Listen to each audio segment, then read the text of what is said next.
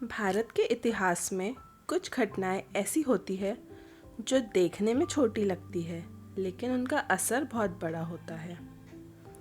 एक speech cancel हो गई, एक सम्मेलन रद्द कर दिया गया, कुछ लोग नाराज़ हो गए, लेकिन असल में ये सिर्फ एक कैंसिल हुई स्पीच की कहानी नहीं थी।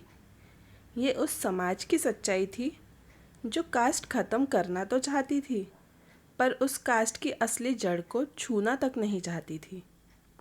और इसी कंट्रोवर्सी ने बाबा साहेब के असली विचार दुनिया के सामने लाए। उनके लिए सच सबसे बड़ा था, उसूल लोगों की तारीफ से बड़े थे। 1930 का भारत बहुत मुश्किल दौर से गुजर रहा था। एक तरफ आज़ादी की लड़ाई चल रही थी, अंग्रेज़ों के खिलाफ आवाज़ें उठ रही थी, लेकिन दूसरी तरफ भारत के अंदर लाखों लोगों के साथ भेदभाव हो रहा था। अनटचेबिलिटी कानूनी तौर पर शायद नहीं थी, लेकिन सोसाइटी में पूरी तरह फैली हुई थी। अलग कुएं, अलग मंदिर, अलग पाठशालाएं, कई जगह तो लोगों को छूना तक पाप माना जाता था। बाबा साहेब एक बहुत इम्पोर्टेंट सवाल पूछते थे। अगर देश के अंदर ही कुछ लोगों को इंसान का दर्जा नहीं मिल रहा, तो फिर हम आज़ादी की बात कैसे कर सकते हैं? इसी दौरान पंजाब में एक ऑर्गेनाइजेशन थी, जात पात तोड़क मंडल। नाम का मतलब ही था जाति तोड़ने वाली संगठन। वो कास्ट रिफॉर्म की बातें करते थे, लेकिन उनकी सोच लिमिटेड थी। वो कास्ट के बुरे इफ़ेक्ट्स कम करना चाहते थे, पर उसके धार्मिक बेस को चैलेंज नहीं करना चाहते थे। और यही जगह थी जहां बाबा साहेब उनसे अलग थे।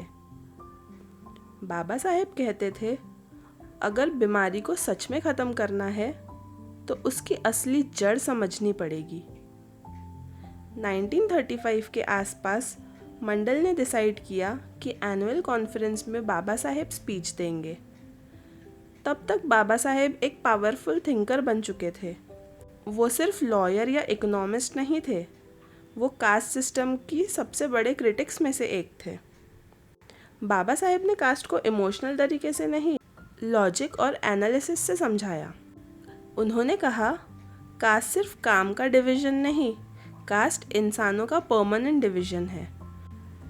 मतलब सोसाइटी लोगों को जन्म के बेसिस पर ऊपर या नीचे बांट देती है, और जब किसी सोसाइटी में इंसान की वैल्यू उसके जन्म से डिसाइड होने लगे, तो वो सोसाइटी अंदर से बीमार हो जाती है। मंडल को लगा था कि बाबा साहेब एक नॉर्मल रिफॉर्म स्पीच देंगे, लेकिन बाबा साहेब सीधा जड़ तक पहुंच गए। उन्होंने सवाल उठाए, कास्ट इतने सालों तक टिकती कैसे है? सिर्फ ट्रेडिशंस की वजह से, सिर्फ आदत की वजह से, या फिर क्या धार्मिक ग्रंथों में भी कास्ट को सपोर्ट दिया गया है? बाबा साहेब का जवाब क्लियर था। उन्होंने कहा, जब तक लोग धार्मिक ग्रंथों को बिना सवाल के मानते रहेंगे, तब तक कास्ट ख़त्म नहीं होगी। उस वक्त ये बात बहुत डेंजरस मानी गई। ज़्यादातर रिफॉर्मर्स कहते थे, शास्त्रों को सही तरह समझो, लेकिन बाबा साहेब ने कहा, अगर कोई ग्रंथ बार बार इनइक्वालिटी को जस्टिफाई करता है, तो उसकी अथॉरिटी को क्वेश्चन करना ज़रूरी है। जब मंडल के ऑर्गेनाइजर्स ने स्पीच पढ़ी तो वो डर गए। उन्हें लगा, अगर ये स्पीच पब्लिक में दी गई तो बहुत नफ़रत मिलेगी। उन्होंने बाबा साहेब से रिक्वेस्ट की, कुछ भाग हटा दीजिए, थोड़ा नरमी से लिखिए।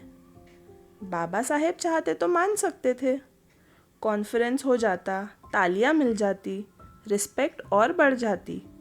लेकिन बाबा साहेब का मकसद तालियां नहीं था, उनका मकसद सच था।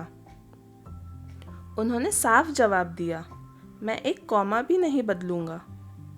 ये सिर्फ एक ज़िद नहीं थी, ये उनकी ईमानदारी थी।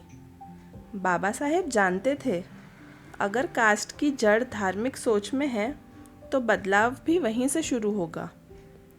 आखिर में कॉन्फ्रेंस कैंसिल कर दिया गया। सोचिए, एक ऑर्गेनाइजेशन जो कास्ट तोड़ने की बात करती थी, वो कास्ट के असली क्रिटिसिज्म को ही टॉलरेट नहीं कर पाई। लेकिन बाबा साहेब रुके नहीं। उन्होंने स्पीच को खुद पब्लिश कर दिया और वही स्पीच बाद में बनी एनिहिलेशन ऑफ कास्ट। कभी कभी आइडियाज़ को चुप कराने की कोशिश उन्हें और ज़्यादा पावरफुल बना देती है। बाबा साहेब और एक इम्पॉर्टेंट बात समझा रहे थे। सोसाइटी को सवाल पूछने से डर लगता है, खासकर जब सवाल धर्म और ट्रेडिशंस पर हो। लेकिन प्रोग्रेस तभी होती है जब सोसाइटी क्वेश्चनिंग को एक्सेप्ट करे। बाबा साहेब अंधविश्वास के खिलाफ थे, लेकिन वो स्पिरिचुअलिटी के खिलाफ नहीं थे। इसी वजह से बाद में उनका झुकाव बुद्धिज़्म की तरफ हुआ, क्योंकि उन्हें बुद्धा के टीचिंग में लॉजिक और ह्यूमैनिटी दिखी।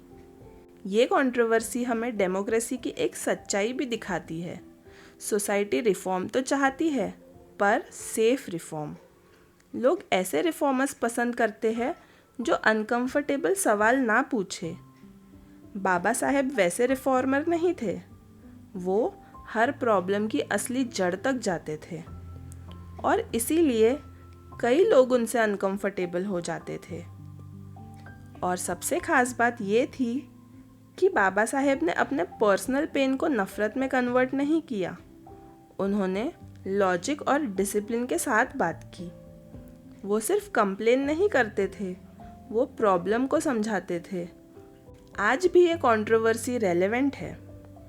आज भी लोग इक्वालिटी की बातें करते हैं, लेकिन सिस्टम की असली इनइक्वालिटी को चैलेंज करने से डरते हैं। बाबा साहेब हमें ज़रूरी सवाल पूछने पर मजबूर करते हैं। क्या हम सच में जस्टिस चाहते हैं या सिर्फ इनजस्टिस का modern version?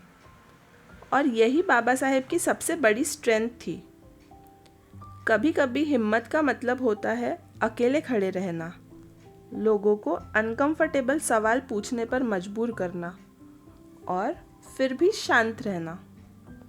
Baba Saheb loud revolutionary नहीं थे, वो डिसिप्लिन्ड थे।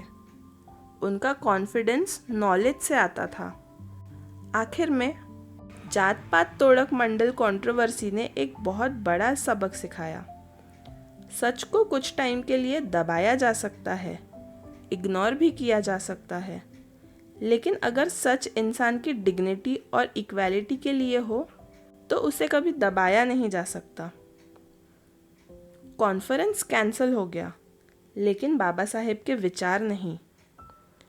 आज भी एनिहिलेशन ऑफ कास्ट पढ़ी जाती है, डिस्कस की जाती है, डिबेट किए जाते हैं, क्योंकि वो सिर्फ एक स्पीच नहीं है, वो भारत के सामाजिक सच्चाई का डॉक्यूमेंट है। और इसीलिए शायद जितना ज़्यादा उसे चुप कराने की कोशिश हुई, उतनी ही ज़्यादा उसकी आवाज़ दूर तक पहुंची। जय भीम।